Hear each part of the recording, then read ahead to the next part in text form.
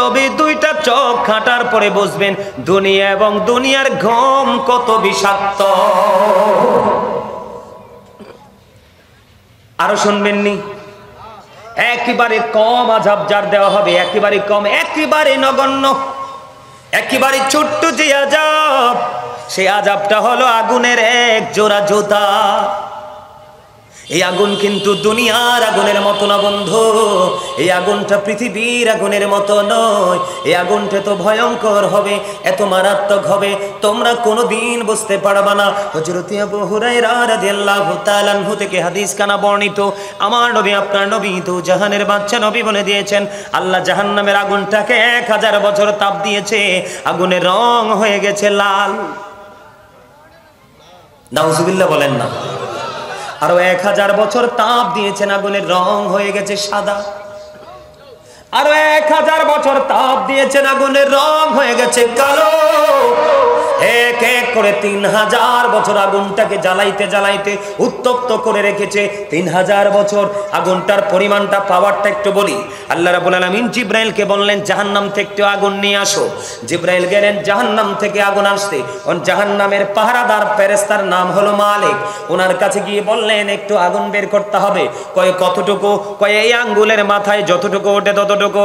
মালিক ফেরেশতা ডাক দিয়ে বলে আল্লাহর ইজ্জতের কসম করে বলছি জিব্রাইল, এই আঙ্গুলের মাথায় যতটুকু আগুন বের করা যায়, আগুন যদি বের করো, এটা এত পাওয়ার।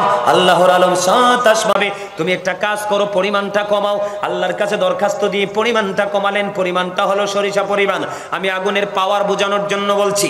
আল্লাহ রাব্বুল আলামিন অনুমতি দিয়ে দিলেন সরিষা পরিমাণ আগুন। এবার মালিক ফেরেশতা শর্ত দিলেন সরিষা পরিমাণ আগুন নিবা, তবে গভীর সমুদ্রে 7 বার দই উঁচু কোনো পাহাড়ে রাখবা, চাইয়া দেখবা আগুনটা পাহাড়কে জ্বালিয়ে পুড়িয়ে আবার সে জাহান্নামের মধ্যে চলে আসবে। আওয়াজ তুলে তুলে বলেন না নাউজুবিল্লাহ। আগুন আবার ধুইলে থাকেনি, আর সেই আগুন ধোয়ার পরেও যদি পাহাড়ে রাখে, পাহাড়কে পুড়িয়ে অস্তিত্ব নষ্ট করে আবার যেখানকার আগুন সেখানে চলে যাবে। সেই আগুন বরাদ্দ পাপীদের জন্য। শুধু এখানে ক্ষান্ত নয় বন্ধুরি আমার, শুধু এখানে ক্ষান্ত নয়। ও দাউদপুরের আমার ভাই বাবার, আমার মা বোনেরা হৃদয় খুলে শোনো গো, এখানে ক্ষান্ত নয়, জাহান্নামীদের আযাব আরো আছে বন্ধু। বলবো আপনারা পৃথিবীতে খাবার ছাড়া বাঁচতে পারেন না, আমরা কি পারি? জাহান্নামী যারা হিসাব দিতে পারবে না, তাদের জন্য একটা খাবার কোরআন এসেছে, সেটার নাম হলো বন্ধু জাক্কুম। কি? সেটার নাম হলো বন্ধু জাক্কুম। এই জাক্কুম নামক এই বিষাক্ত খাবারটা এত পাওয়ারফুল, বর্তমানে যদি দাউদপুরের জমিনে একটা ফোঁটা যদি পড়ে, কিয়ামত পর্যন্ত গোটা পৃথিবীর মাটি বিষাক্ত হয়ে যাবে। ও বন্ধু, পৃথিবীর বুকে কিয়ামত পর্যন্ত কোনো ফসল ফলানো যাবে না। জোরে কন্যা নাউজুবিল্লাহ। এই ভয়ঙ্কর খাবার জাক্কুম আপনার আমার জাহান্নামীদের জন্য বরাদ্দ। মুখের সামনে আনতে দেরি এত বিষাক্ত, দাঁতগুলো পড়ে যাবে, পেটের মধ্যে যাইতে দেরি সরিষা পরিমাণ, ভিতর থেকে সব কিছু লিকুইড হয়ে বের হয়ে যাবে। ও বন্ধু, এত ভয়ঙ্কর সেই জাক্কুম খাবার পাপীদের জন্য বরাদ্দ। হাদিস শরীফের মধ্যে সে যার একটা খাবার পাপীদের জন্য বরাদ্দ, সেই খাবারটার নাম হলো তিনাতুল খাবার। ইয়া রাসূলুল্লাহ, ইয়া হাবিবাল্লাহ, নবী গো, এই তিনাতুল খাবারটা কি গো নবী? আমার নবী ডেকে ডেকে বললেন এই তিনাতুল খাবারটা হলো আরেকটা জাহান্নামীর নিংড়ানো রক্ত অথবা পুঁজ। আপনারা মনে হয় কথাটা বুঝেন নাই। মানুষের গায়ে পচন ধরে না, আবার অনেকের গায়ে দেখবেন বড় বড় ফোড়া হয়, অনেক বড় করে হয় না? এটা পাকবে, পাকার পরে দেখবেন টিপ দিলে রক্ত পুঁজ, পচা দুর্গন্ধযুক্ত রক্ত পুঁজ বের হয়। একটা জাহান্নামী কিন্তু আপনার তাকে শুধু একটু ফেলেই রাখবে না, সে পুরে পুরে পুরে পুরে একবারে লিকুইড হয়ে যাবে, ওই যে জুসের মতো। আবার তাকে বানানো হবে, এইভাবে তার সাজা চলতেই থাকবে। নাউজুবিল্লাহ বলেন না। এই যে রক্ত পুঁজগুলো আরেকটা জাহান্নামীর জন্য খাবার। নাউজুবিল্লাহ বলেন না। সহ্য করা যাবে? আরো জোরে বলেন না। সহ্য করার জিনিস এগুলো? এই দুনিয়াতে কাজ করতে করতে বন্ধু মানুষ ক্লান্ত হয়ে যায়, যায় কি যায় না? একেবারে ক্লান্ত হয়ে যায়। প্রাণের তৃষ্ণা লাগলে মানুষ পানি চায়, গরম পানি দিলে কিন্তু কলজা ভিজে না। ফ্রিজের পানি মিশাইয়া খায়। বিশেষ করে রোজা রাখলে প্রত্যেকটা দিন মানুষ রোজার ভিতরে কি করে, কথা কয় না, ঠান্ডা পানি খায় না, ফ্রিজের পানি দিয়ে কলিজাটা ভিজে যায়।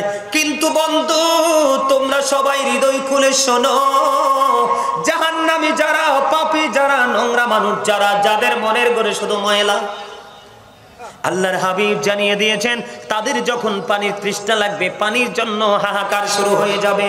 এত উত্তপ্ত গরম পানি তাদের মাথায় ঢেলে দেওয়া হবে, পেটের মধ্যে ঢুকবে। আল্লাহ রাসূল বলেছেন দুই পায়ের মধ্যখান দিয়ে সব কিছু ম্যাঙ্গো জুসের মতো লিকুইড হয়ে বের হয়ে যাবে। ওই যে বলেছি লা ইয়ামুতু, মরতে পারবা না, ফিহা ওয়ালা ইয়াহইয়া, বাঁচতেও পারবা না, ওয়া মা হুমান হাবি গায়বিন, পালাইতেও পারবা না। আল্লাহ বলেছেন ইন্না বাতুশা রাব্বিকা লাশাদীদ, আল্লাহ বলেছেন ধরবে খুব শক্তভাবে, ওখান থেকে পিছলাইতেও পারবা না। হুজুররা ওয়াজ করলে সামনাসামনি হয়তো চোখ লজ্জায় কিছু বলে না, পিছনে পিছনে অনেকেই দেখি হুজুরদেরকে নিয়ে কত মন্তব্য করে, ওরাই থাকবে সর্বোচ্চ সম্মানের আসনে। আর যারা মন্তব্য করে তারাই থাকবে সবচেয়ে নোংরা জায়গায়, যেই নোংরামির সম্পর্কে বর্ণনা করে শেষ করা যায় না। মৃত্যু কেমন হবে জানেন? এই মৃত্যুটা কেমন হবে, আমি আপনার জাহান্নামী যারা, তাদের মৃত্যুটা, জানটা দেহ থেকে যখন রুহুটা বের করা হবে, বের করার জন্য আজরাইল আসবে, রুহুটা বিভিন্ন জায়গায় বডির পালানোর চেষ্টা করবে। কি করবে? কিন্তু এই বডিতে আজরাইলের চোখ পাখি দিয়ে পালাইয়া থাকার কোনো সুযোগ নেই। আপনারা জানেন না, অত্যন্ত লজ্জাজনক ঘৃণ্য বিষয়,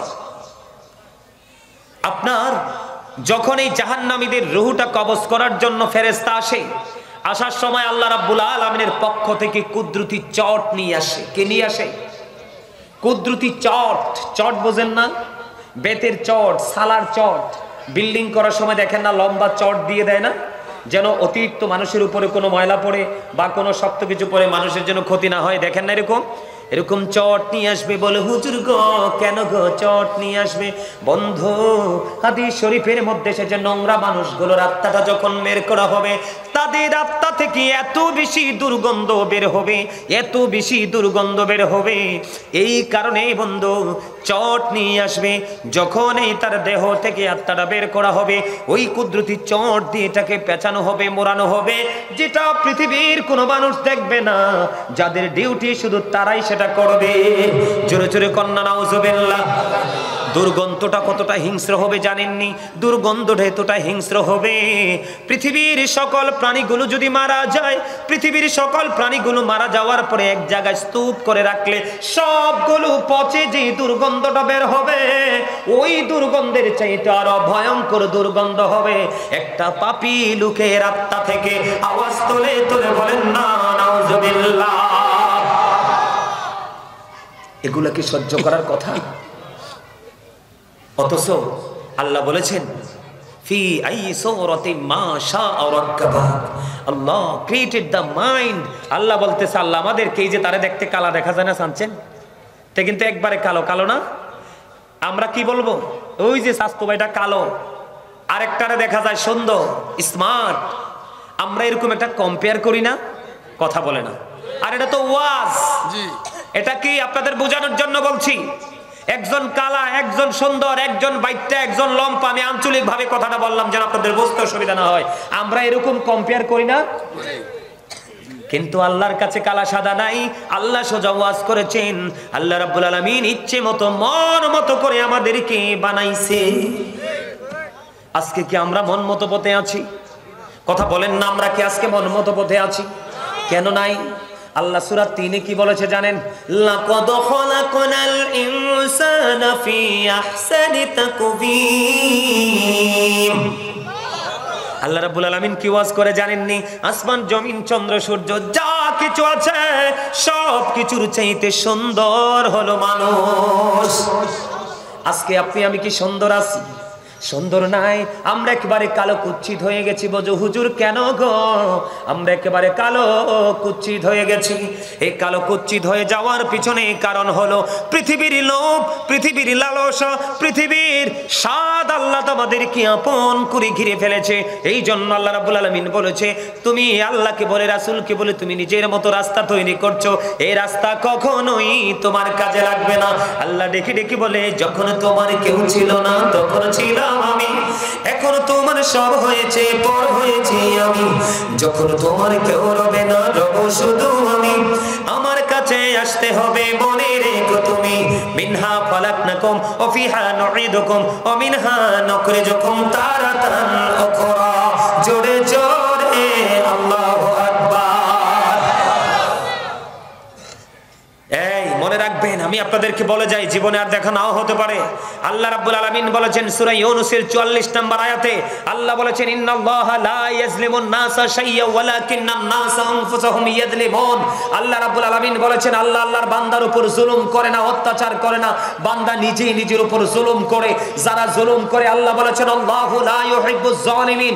আল্লাহ বলেছেন, আল্লাহ জালেম যারা, অত্যাচারী যারা, আল্লাহ তাদেরকে পছন্দ করেন না, ভালোবাসেন না।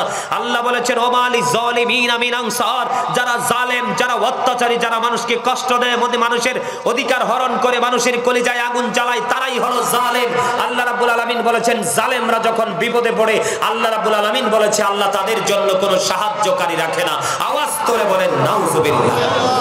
তাহলে আমরা কি জুলুম করব নাকি আল্লাহ আল্লাহ রাসূলের আইন মেনে চলবো? আজকে জুলুম করতাম আমরা যদি চিরদিন বেঁচে থাকতে পারতাম, চির অমর হতে পারতাম, আমাদের জীবনটা চির অমর সেটা নিশ্চিত করতে পারতাম। না হয় আমরা জুলুম টুলুম করে গরিব মানুষগুলো মাইরা, না হয় আমরা যারা আছি জুলুম করতে পছন্দ করি, তারা না হয় চিরকাল পৃথিবীতে আধিপত্য বিস্তার করে জীবনযাপন করতাম। এখন করতে যেহেতু পারবো না, তাহলে কিছু করার আছে? আমাদেরকে সচেতন হওয়া দরকার। একটু মৃত্যুর যন্ত্রণা নিয়ে কথা বলতে চাই, শুনবেন? হ্যাঁ, মৃত্যুর যন্ত্রণাটা কত ভয়ঙ্কর হবে শুনবেন। পাপী লোকের মৃত্যুটা কেমন হবে জানেননি? আমি আপনাদেরকে বলি হাদিস শরীফের ভাষাটা, অনেক কাঁটা যুক্ত একটা শলা। কি যেমন আমি বলি আপনাদেরকে, এটা একটা শলা মনে করেন, এটার চারপাশে কাঁটা। কি যেমন আপনাদেরকে বলি, সল চিনেন না? সল, আপনাদের আশেপাশে তো নদী আছে না, পানি আছে না? অনেক সময় মানুষ এইভাবে চল দিয়ে মাছ ধরে না, কথা কয় না? এই চলের মধ্যে উল্টো একটা আল থাকে কি না? এইরকম কাটা ধরেন, এটা একটা শলা, এটার চারপাশে কাটা, মাঝখানটা এই মাথাটা চোক্কা। ওটা যদি একজন মানুষের পেটের মধ্যে ঢুকাইয়া মুসরা দিয়ে যদি টেনে টেনে টেনে টেনে ভিতর থেকে সব কিছু বের করে আনা হয়, ওই ব্যক্তিটার যত কষ্ট হবে তার চাইতে ভয়ঙ্কর কষ্ট হবে পাপী লোকেদের আত্মা কবজ করা। আল্লাহর হাবিব বলেছেন, মৃত্যুর সবচেয়ে কম যন্ত্রণা হলো 1000 তলোয়ার মারার আঘাতের চাইতেও ভয়ঙ্কর। একটা জীবিত মানুষকে 1000 তলোয়ার মারলে যতটুকু আঘাত পায়, তার চেয়েও ভয়ঙ্কর পাপী লোকের মৃত্যুর যন্ত্রণা, যেটা সবচেয়ে কম। আর বেশিটা কেমন হতে পারে? মনে রাখবেন, অল মেন উইল ডাই। সকল মানুষকেই মরতে, মৃত্যুর স্বাদ গ্রহণ করতে হবে। কিন্তু মানুষকে আল্লাহ কেন পাঠাইছে? জীবনটা কেন দিলেন, মৃত্যুটা কেন দিলেন জানেন? আল্লাযী খালাকাল মাউতা ওয়াল হায়াতা লিয়াবলুওয়ান নাস। যিনি জীবন দিয়েছেন, তিনি মৃত্যু আমাদেরকে দিয়েছেন। বলে হুজুর কেন গো?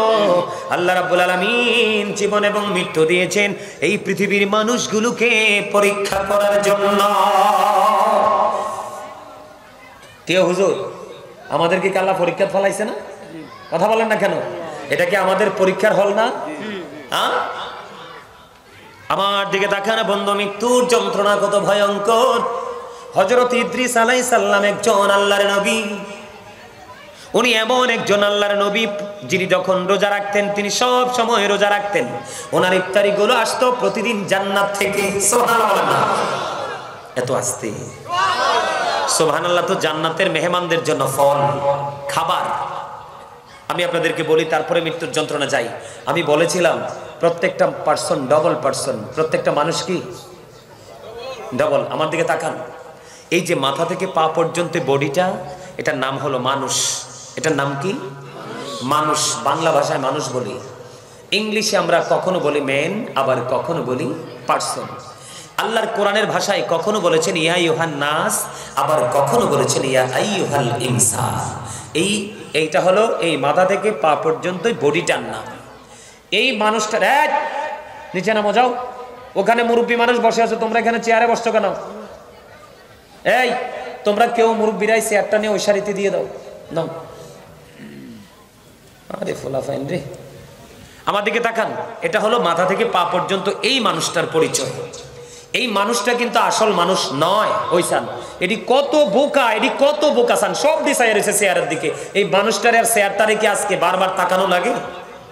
আমার তো মনে এটি বাইরে হলে একটা ওয়াজ মনে রাখতে পারবে না। কার কাছে ওয়াজ করবো? এই ওয়াজ করে কোনো লাভ আছে? আমি বলছি যে ভাই তোমরা মুরব্বীরা চেয়ারটা না, ওই কর্নারে সব দিশায় রয়েছে, লোকটার দিকে চেয়ারটার দিকে।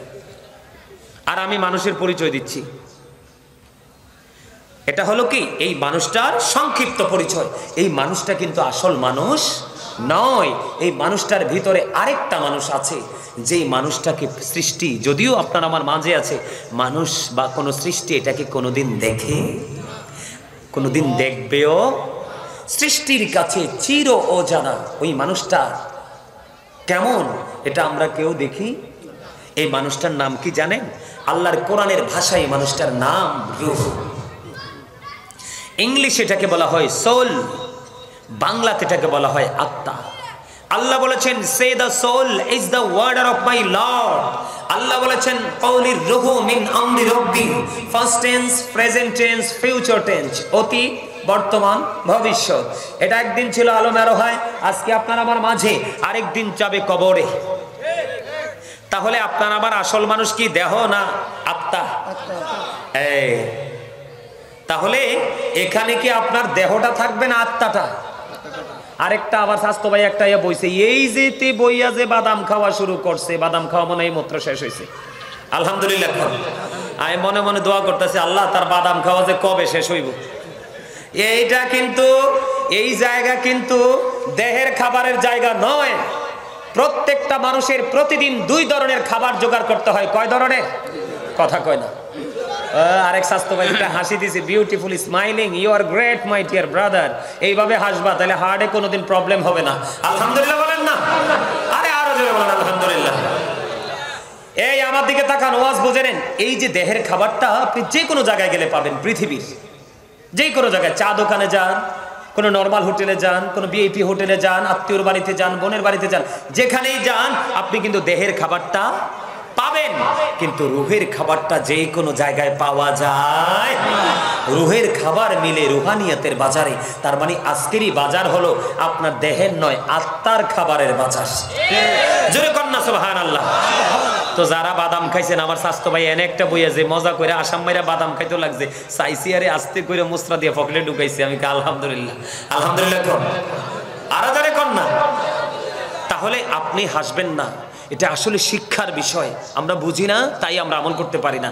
এই বাজারগুলো, মসজিদ, মাদ্রাসা, আলেমুল আমাদের সামনে বসে, জলসায় বসে, আল্লাহর ওলিদের সামনে যখন বসবো, আপনি মনে করবেন আজকে আমার দেহের কোনো ফাংশন, আজকে আমি খোরাক নিব রুহের। বলে হুজুর কেমন খোরাক? আল্লাহর হাবিব বলেছেন, স্বাস্থ্য ভাই তুমি ভালো করে শোনো, আল্লাহর হাবিব সরকারি মদিনা তিনি বলে দিয়েছেন, তুমিও কিন্তু আজকের জান্নাতের বাগানের মেহমান। তুমি সাধারণ মানুষ নও। তুমি যদি আজকে ওই এই প্যান্ডেলের বাহিরে থাকতা তাহলে অন্যদের মতো হতে, কিন্তু তুমি আজকে জান্নাতের মেহমান। ফেরেশতারা এই চারপাশেই বেষ্টনী দিয়ে ঘেরাও করে রেখেছে। তোমার নাম কিন্তু আজকের জান্নাতের বাগানের অতিথিদের কিটারে হইছে রে, অতিথিদের, ঠিক আছে, ওকে ওকে, অতিথিদের নামে, অতিথিদের জায়গায় কিন্তু তোমার একটা কোটা তৈরি হয়ে গেছে। আল্লাহর হাবিব বলেছেন, তোমরা যখন জান্নাতের বাগানে যাও রে, তখন তোমরা জান্নাতের ফল খেয়ে নিও। কি করে নিও? জান্নাতের বাগান থেকে ফল খাইয়া নিও। ইয়া রাসূলুল্লাহ, ইয়া হাবিবাল্লাহ, নবী, নবী গো, জান্নাতের বাগানের ফলটা কি গো? আমার নবীজি বলে দিয়েছেন সুবহানাল্লাহ ওয়ালহামদুলিল্লাহ লা ইলাহা ইল্লাল্লাহ সুবহানাল্লাহ ওয়ালহামদুলিল্লাহ লা ইলাহা ইল্লাল্লাহ লা ইলাহা ইল্লাল্লাহ লা ইলাহা ইল্লাল্লাহ কুরসি লৌহ কলম সৃষ্টি যাহার ওসিলা নিজে আল্লাহ খুশি হইয়া নাম রাখলেন হাবিবুল্লাহ সুবহানাল্লাহ আলহামদুলিল্লাহ লা ইলাহা ইল্লাল্লাহ লা ইলাহা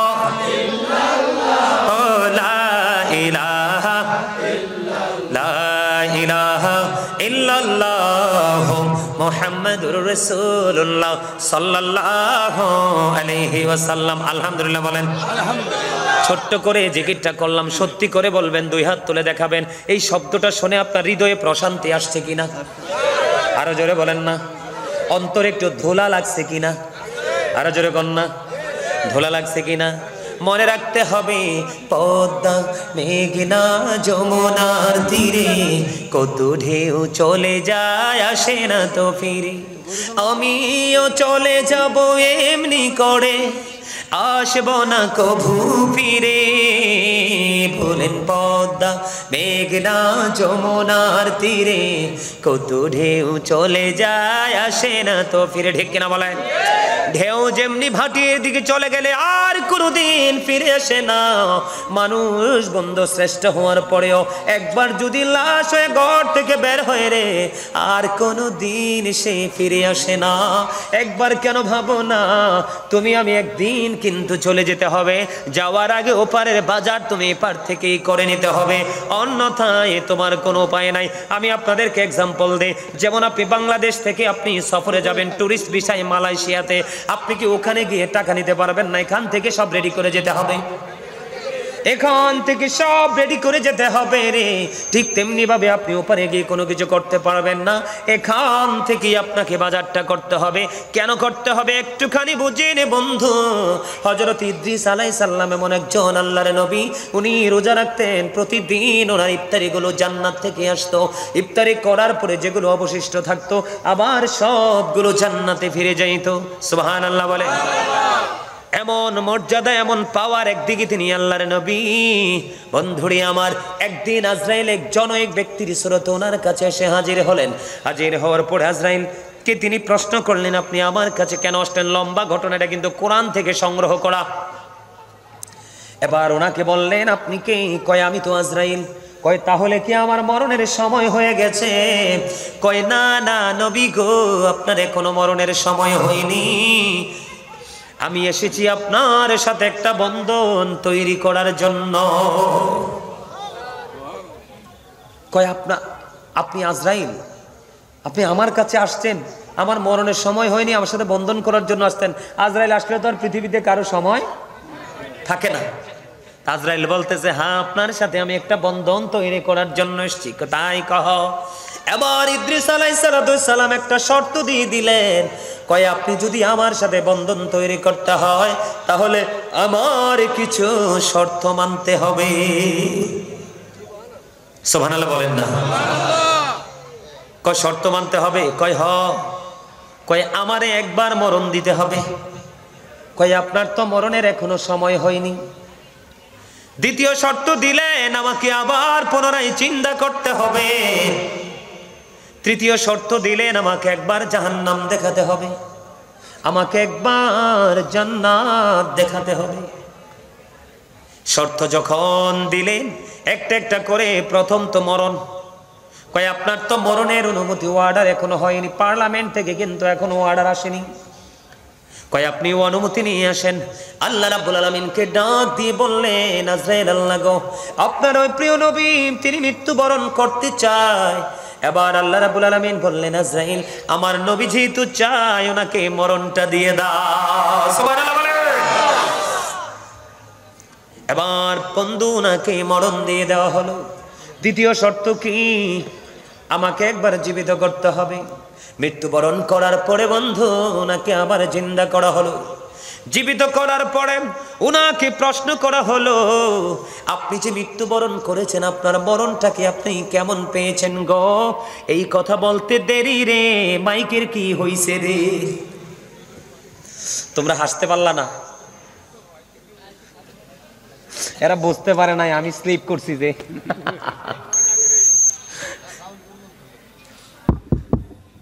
থাক, এটা তো আর ওর দোষ নাই।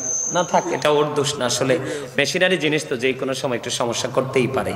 এটা আসলে অপারেটরদের কোনো হাত থাকে না। ওরা চায় যে ওদের জিনিসটা ভালো সার্ভিস দেয়, তাই না? এবার ইদ্রিস আলাইহিস সালাম জীবিত হলো গো। জীবিত হওয়ার পরে ওনাকে প্রশ্ন করা হলো, নবী গো আপনি ইচ্ছে করে মৃত্যু চেয়েছেন, আবার জীবিত হয়েছেন, আপনি কি বলতে পারবেন আপনার কাছে মরণটা কেমন লেগেছে? এবার আল্লাহর নবী দেখেন, নবী হওয়ার পরও তিনি কি বক্তব্য দিচ্ছে। এবার ইদ্রিস আলাইহিস সালাম ডেকে ডেকে বলতেছেন, এ আজরাইল, আমার কাছে মৃত্যুটাকে এমন মনে হয়েছে জীবিত একজন মানুষকে জিন্দা অবস্থায় পা থেকে মাথা পর্যন্ত চামড়াটা জিন্দা অবস্থায় সরে ফেললে, মাথা থেকে পা পর্যন্ত চামড়াটা সরে ফেললে একটা মানুষের যেমন কষ্ট হয় রে, আমি ইদ্রিস আলাইহিস সালামের কাছে, আমি নবীর কাছে মরণটা তেমন যন্ত্রণাদায়ক মনে হয়েছে। বলতে দেরি রে, গায়েব থেকে আওয়াজ এসেছে, এই পর্যন্ত ইদ্রিস আলাইহিস সালামের মৃত্যুটা তার জন্য ihsan করা হয়েছে। আজরাইল ডেকে ডেকে বলছে, নবী নবী গো, এই পর্যন্ত যত মানুষের যত প্রাণীর জান কবজ করেছি, আজকের মতো এত আরামে ihsan করে আর জান কবজ করিনি। জোরে জোরে বলেন আল্লাহু আকবার। ইহসানের মৃত্যুর যন্ত্রণা যদি এমন হয়, কি ইহসান যেটা আরামদায়ক করা হয়েছে, মৃত্যু জীবিত অবস্থায় মাথা থেকে পা পর্যন্ত, পা থেকে মাথা পর্যন্ত একটা মানুষের চামড়া তুলে ফেললে কেমন লাগবে? দেখেন অবলা যে প্রাণী, আমরা যে গরু ছাগলের গোশত আমরা খাই কি খাই না, এটাকেও কিন্তু জীবিত চামড়া ছোলার কোনো বিধান নাই। আগে ধর্মীয় সিস্টেম অনুযায়ী জবাই করো, মৃত্যুবরণ করার পরে চামড়া ছোলো। হুজুর কেন গো?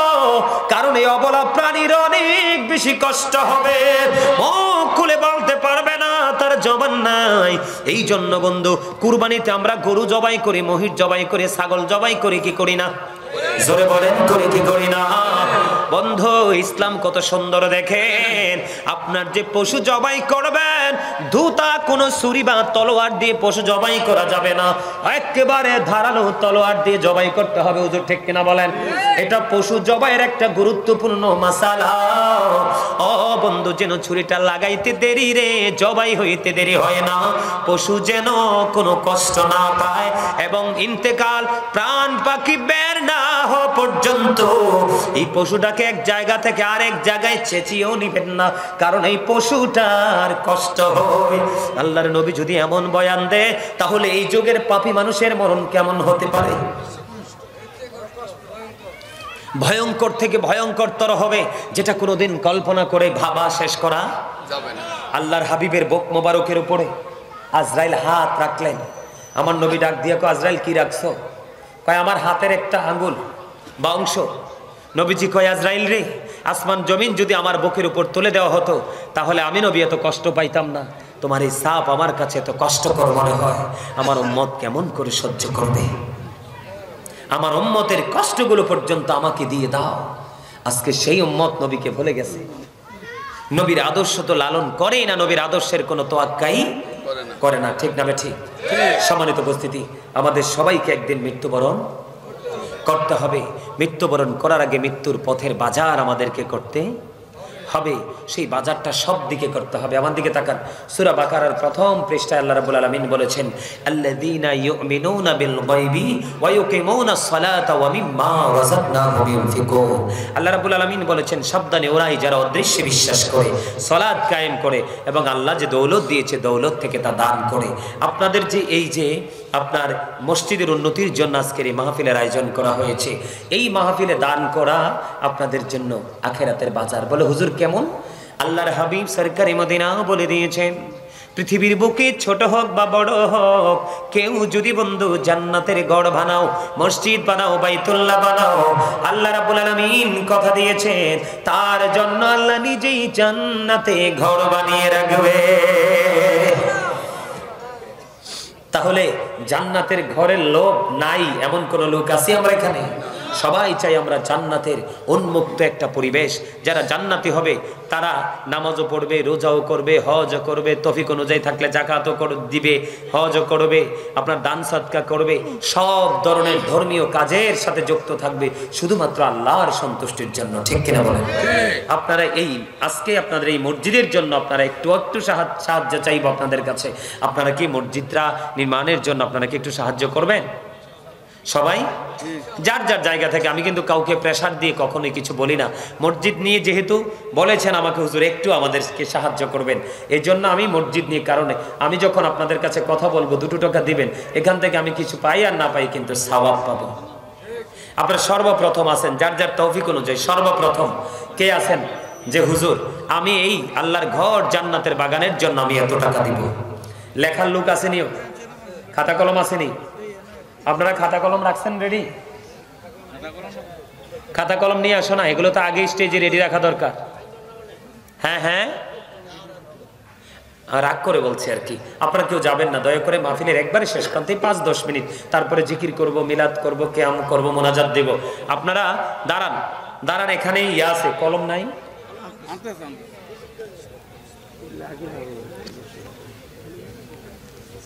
আপনাদের অনেক কিছুতে সমস্যা, আপনারা রাগ করবেন না। 41তম মাহফিল, আমার মার মুখে শুনছি যার হয় তার 8 বছরে হয়, যার হয় না তার 80 বছরে হয়।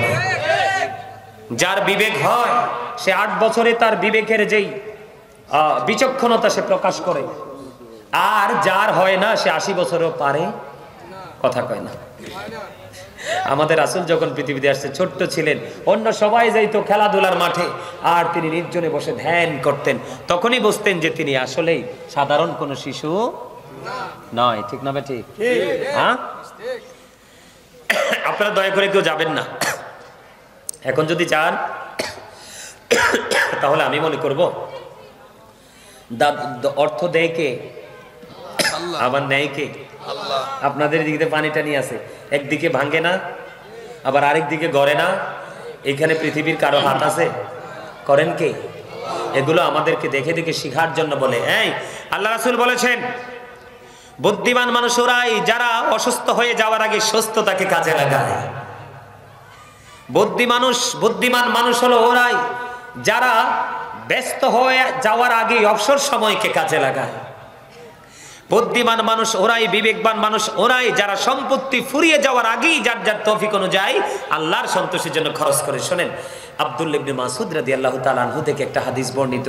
হাদিসখানে এসেছে বুখারী এবং মুসলিম শরীফের মধ্যে।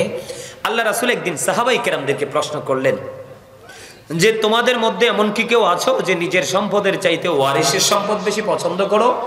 সাহাবায়ে কেরাম বলেন, ইয়া রাসূলুল্লাহ, না, আমাদের মধ্যে এমন কেউ নাই যে নিজের সম্পদের চাইতে ওয়ারিসের সম্পদ বেশি পছন্দ করে। তখন নবীজি আবার পুনরায় বলতে লাগলেন যে ওইগুলো হলো তোমার নিজের সম্পদ যা তুমি মৃত্যুবরণ করার আগে আল্লাহর সন্তুষ্টির জন্য খরচ করে যাও। আর যদিও তোমার সম্পত্তিগুলো তোমারই উপার্জিত সম্পদ, তুমি পৃথিবীতে রেখে গেছো, কিন্তু তোমার মরার পরে এই সম্পত্তি আর তোমার না, এগুলো তোমার ওয়ারিসের। তো এই জন্য আমাদের সবার উচিত, এই আপনারা আমার সাথে তো মোবাইলটা নাই, আপনারা শুনলে আশ্চর্য হবেন। 30 বছরের একটা পুরনো মসজিদ, মাটির ঘর, টিনের চালে নামাজ পড়তো আমার গ্রামের মানুষ। এত ভয়ঙ্কর অবস্থা হয়েছে, এই বছর আমি অদম গুনাহগার এই মসজিদের কাজ ধরেছি। আপনার আমার মুষ্টিময় কিছু মহব্বতের মানুষ, এলাকার কিছু মানুষ আপনার অল্প কিছু টাকা দিয়েছেন। কত? অল্প কিছু টাকা দিয়েছেন। মসজিদে প্রায় 40 লক্ষ টাকার উপরে মনে হয়ে গেছে। আমার এখন আমি সঠিক হিসাবটা করিনি কারণ সময় পাই নাই। এর মধ্যে পুরো টাকা, ম্যাক্সিমাম টাকাই আমি অদম গুনাহগার দিয়ে মসজিদ, আগে ছিল পাঞ্জেখানা আর এখন হয়েছে জুমার মসজিদ। কিসের মসজিদ? জুমার মসজিদ। এই যে গত জানুয়ারির প্রথম শুক্রবার থেকে জুমা চালু করছি এবং প্রত্যেক জুম্মার বলে আসছি যে জুম্মার খতিব যিনি জুম্মা পড়াবেন ওনার জুম্মার হাদিয়াটা প্রতি বছর আমি যতদিন আল্লাহ আমাকে বাঁচিয়ে রাখে, আমি প্রতি মাসে মাসে এই খতিব সাহেবের হাদিয়াটা আমি দিব যতদিন আল্লাহ আমাকে বাঁচিয়ে রাখে। অথচ আমি থাকি মানুষের বাড়িতে ভাড়া। কারণ আমি জানি ভাড়া থাকলেও মরতে হবে, নিজে ঘর বানিয়ে থাকলেও মরতে হবে। তো রাসূল বলছে উপরে গেলে নাকি ঘর পাওয়া যাবে, আল্লাহর বানানো ঘর, জান্নাত, জান্নাতের বাগানে। এই জন্য আমি বলছি দুনিয়া ভাড়া থাকলেও মরবো, নিজের বাড়িতে থাকলেও মরবো, তো উপারের ঘরের ব্যবস্থা করি।